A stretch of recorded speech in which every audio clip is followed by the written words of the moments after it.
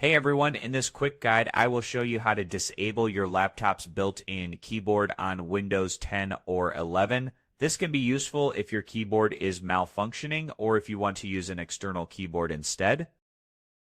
First, right-click on the Start button and choose Device Manager from the list. Once it opens, scroll down and expand the section called Keyboards. You will see your built-in keyboard listed here. Right-click on it, and then click on Uninstall Device.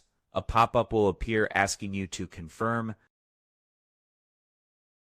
Once you do that, your keyboard will stop functioning. Press Windows R and type gpedit.msc and hit Enter. Navigate to Administrative Templates, then System, then Device Installation, and click on Device Installation Restrictions. Double-click the option that says Prevent Installation of Devices that match any of these device IDs.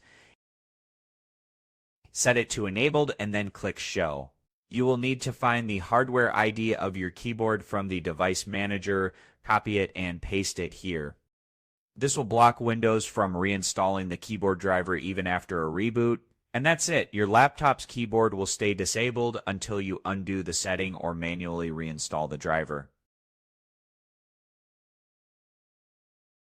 Thanks for watching. If this has helped you out, don't forget to like the video and subscribe for more quick Windows tips. See you in the next one.